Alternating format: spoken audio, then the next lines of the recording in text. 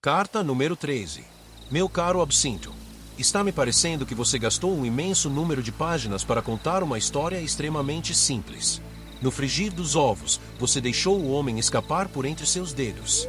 A situação é muito grave, e eu realmente não vejo nenhuma razão para tentar livrar você das consequências de sua ineficiência. Um rompante renovo do que o outro lado chama de graça na escala que você me descreveu é uma derrota de primeira grandeza. Isto tem o peso de uma segunda conversão e provavelmente a mesma terá um nível mais profundo que a primeira. Como você forçosamente deveria saber, a nuvem asfixiante que evitou seu ataque ao paciente no seu caminho de volta do velho moinho é um fenômeno já bem conhecido.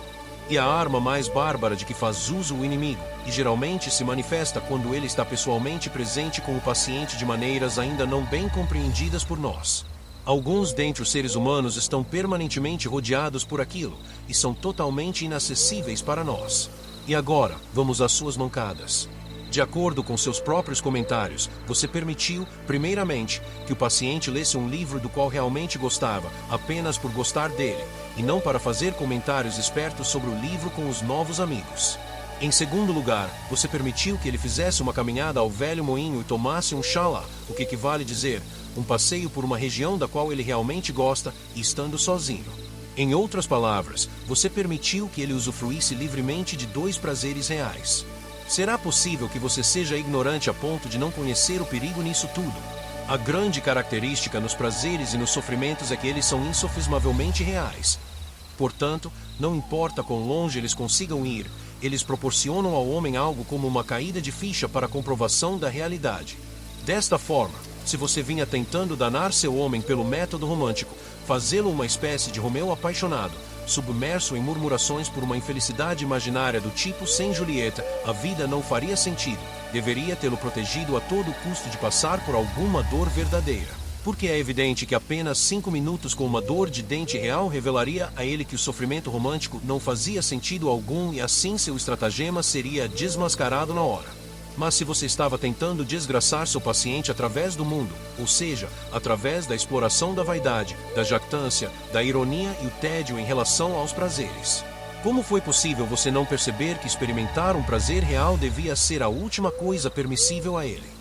Não entende que você deveria ter previsto que tal experiência mataria instantaneamente, pelo contraste, toda a coleção de joias falsas que você trabalhosamente havia dado a ele e o ensinado a valorizar?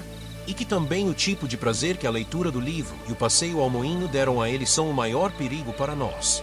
E que este mesmo tipo de prazer arrancaria a crosta de engano que você vinha colocando na mente dele, dando-lhe mesmo a sensação de estar de volta em casa totalmente recuperado.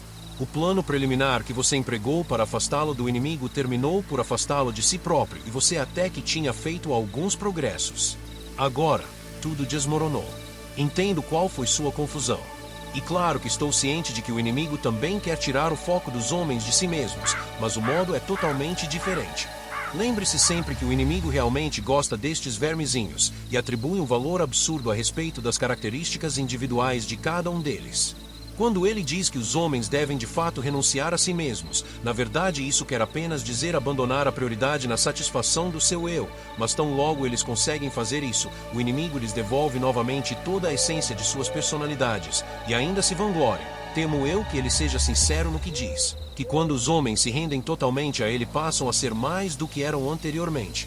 A partir daí, enquanto ele se delicia ao ver os homens sacrificando mesmo suas coisas mais inocentes à vontade dele, ele mesmo odeia quando os bípedes rastejantes mudam sua natureza ou sacrificam suas coisas queridas por qualquer razão que não seja ele. Quanto a nós, sempre estaremos encorajando-os a que façam isso. Os mais profundos sentimentos e impulsos de todos os homens são nossa matéria-prima, o ponto de partida com o qual o inimigo os tem dotado. Toda vez que conseguimos tirar de algum indivíduo algum destes traços de personalidade, marcamos um gol.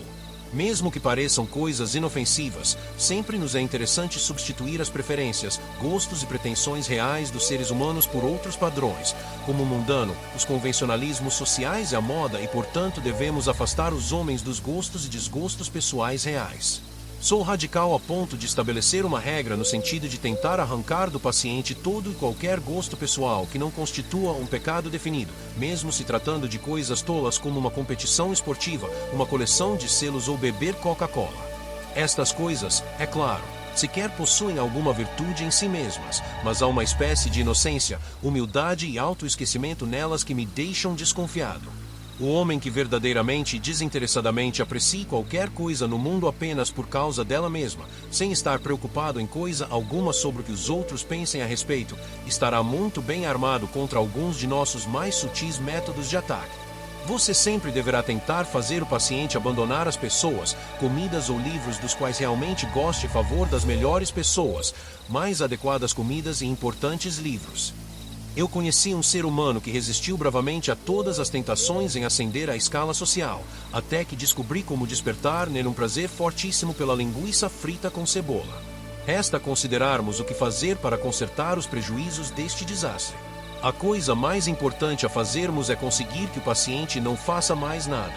Enquanto ele não conseguir transformar a mudança de vida em ações, não importa muito o que ele pense a respeito dessa reconciliação. Deixe que ele fique como um animalzinho dando voltas em redor disso. Leve-o a meditar muito no assunto, a escrever um livro sobre isso. Frequentemente essa é uma forma excelente de esterilizar as sementes que o inimigo planta na alma humana. Permita que ele faça qualquer coisa, menos agir.